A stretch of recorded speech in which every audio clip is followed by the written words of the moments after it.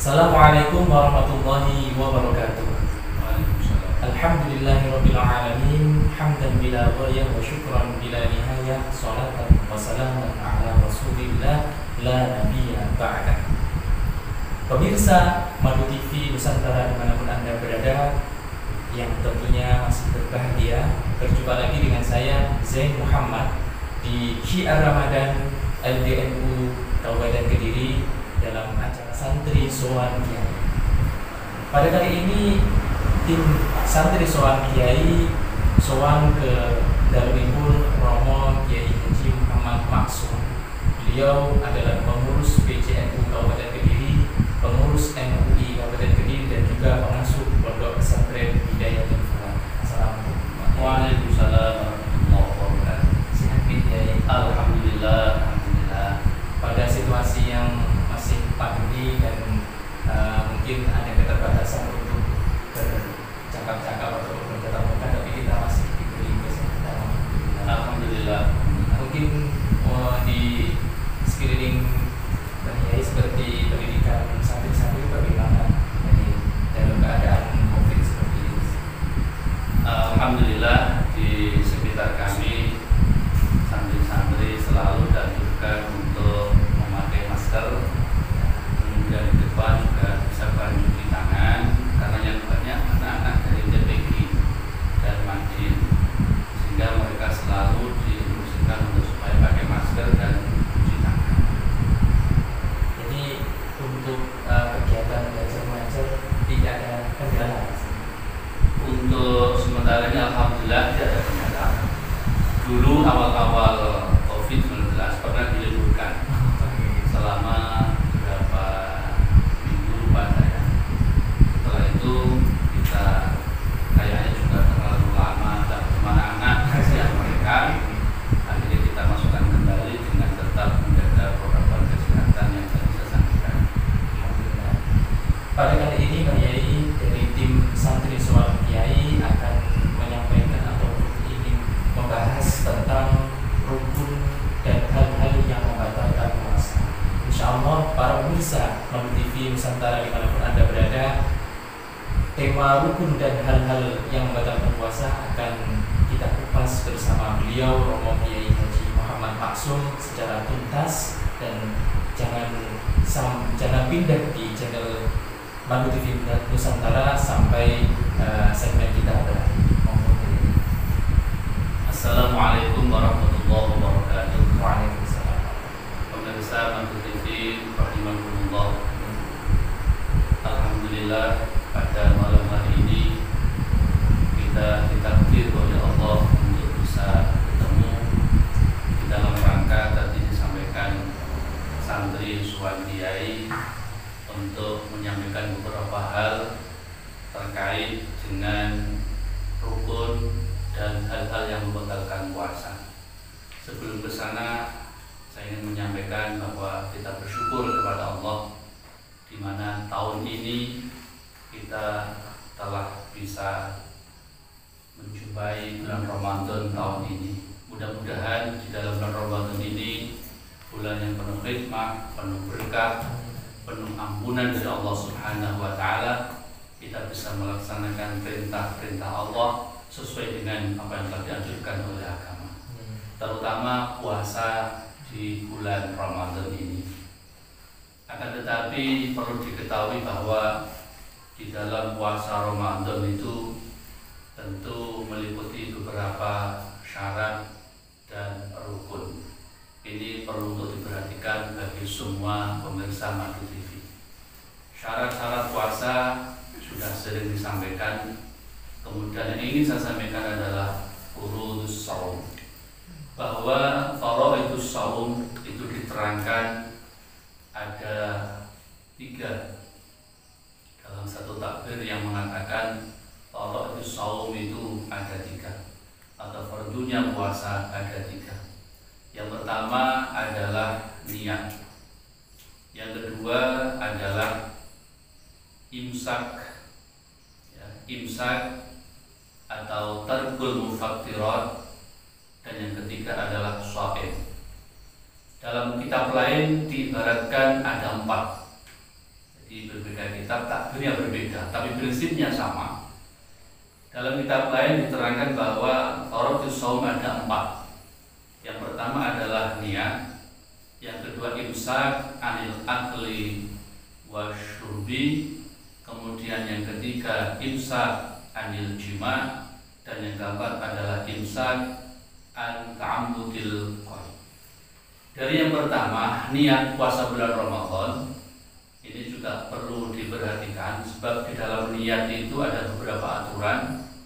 Yang pertama adalah harus adanya tabyid. Niat puasa Ramadan sekali lagi harus adanya tabyid. Tabyid istilah Jawane nginepake niat. Bahasa yang mudah dikenal adalah niat bulan Ramadan harus pada malam hari sebelum terbitnya fajar shadiq. Dimulai dari matahari terbenam sampai sebelum fajar itu terbit, disitulah tempat daripada niat puasa Ramadan. Ini berbeda dengan niat-niat puasa yang lain. Kalau puasa sunat bisa dilakukan di siang hari selama matahari belum geser ke arah barat. Kemudian yang kedua adalah ta'yin atau menentukan daripada puasa itu sendiri. Puasa apa yang kita lakukan? Misal puasa fardu atau puasa Ramadan atau puasa nazar, ini harus ditakyin. Puasa bayar kafarat juga harus ditakyin. Sedangkan takyin terhadap fardu ini tidak wajib dalam bulan Ramadan, berbeda dengan sholat. Kalau sholat harus ada takyin terhadap fardu. Mengapa? Karena kalau di dalam sholat zuhur misalkan, itu bisa terjadi fardu, bisa juga terjadi sunat ketika sholat itu ada. Kalau puasa ketika dilakukan oleh orang yang balik, maka puasanya itu pasti wukuf terhadap puasa yang fardu, sehingga tidak perlu takyin terhadap fardu. Itu satu. Kemudian yang kedua, fardunya puasa adalah imsak atau menjaga diri kita dari makan dan minum. Jadi menjaga diri kita dari makan dan minum. Sekalipun hanya sedikit apa yang kita makan atau apa yang kita minum. Ketika makan dan minum itu dilakukan dengan sengaja. Jadi fardunya puasa kita harus mampu menjaga diri kita untuk supaya tidak makan dan tidak minum selama 1 hari penuh, meskipun hanya cuman sedikit saja. Kalau sampai terjadi, itu masuk dalam mufattirat yang nanti akan diterangkan di bawah. Kemudian yang ketiga, fardunya puasa di dalam satu kitab yang saya sampaikan adalah imsak anil jima. Maka di dalam bulan Ramadan selama itu kita tidak boleh untuk jima, tapi di siang hari. Kalau malam hari boleh-boleh saja. Bahkan kita berbuka dengan itu juga tidak apa-apa. Setelah itu baru kita makan. Boleh-boleh saja. Tapi kalau siang hari, ini yang bisa membatalkan puasa, nanti diterangkan dalam mufattirat di belakang. Kemudian fardu yang keempat dalam satu takbir kitab tadi saya sampaikan adalah imsak an ta'ammudil qaid. Menjaga untuk tidak sengaja melakukan muntah. Jadi kita harus menjaga diri kita agar bagaimana tidak ada unsur kesengajaan untuk melakukan muntah. Kalau itu nanti dilakukan maka masuk dalam mufattirat shaum atau hal-hal yang membatalkan puasa. Para pemirsa semuanya yang saya muliakan, inilah barangkali beberapa fardunya puasa yang harus diperhatikan.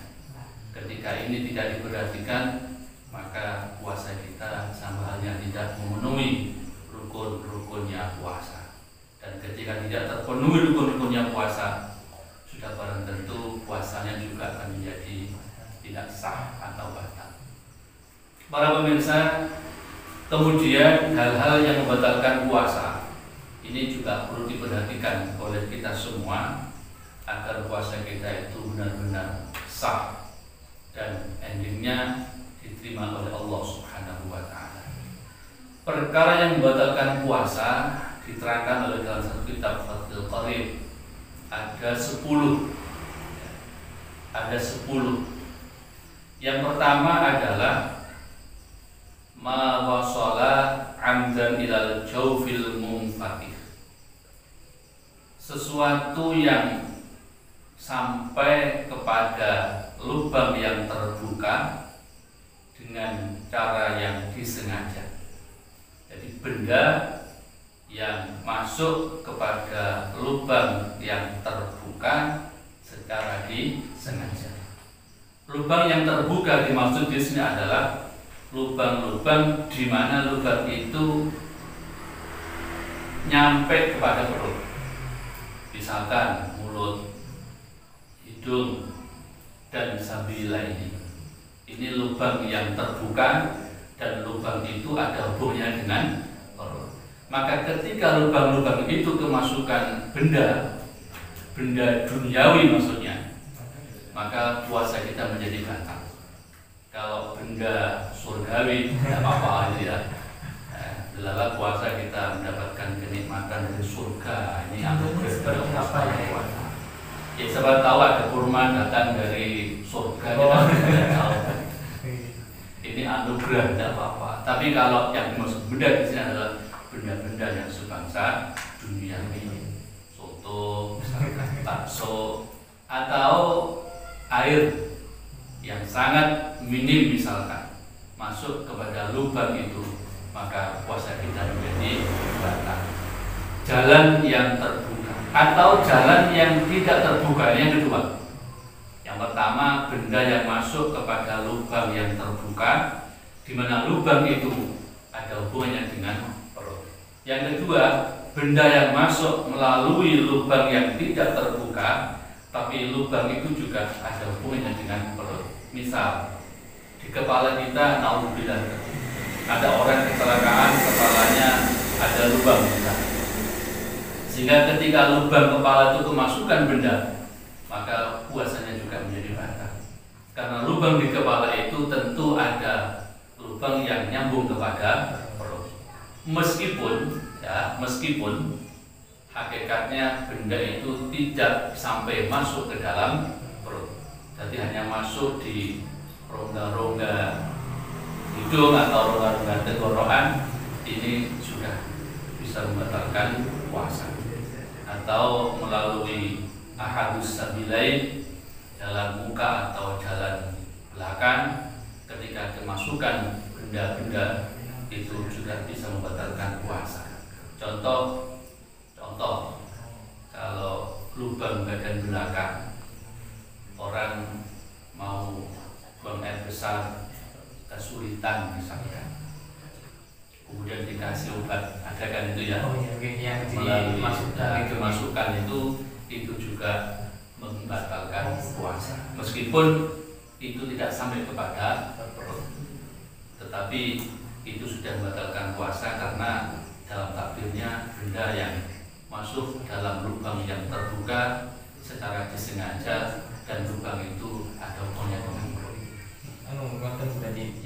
Jadi walaupun perkaranya itu tidak sampai tembus ke perut, itu juga sudah membatalkan. Sudah membatalkan puasa. Begitulah pemirsa. Jadi ini tadi ada sebagian yang sudah disampaikan oleh Yai tentang perkara-perkara yang membatalkan puasa. Dan jangan kemana-mana, tetap di stasiun Madu TV Nusantara, sejukan hati, damaikan jiwa.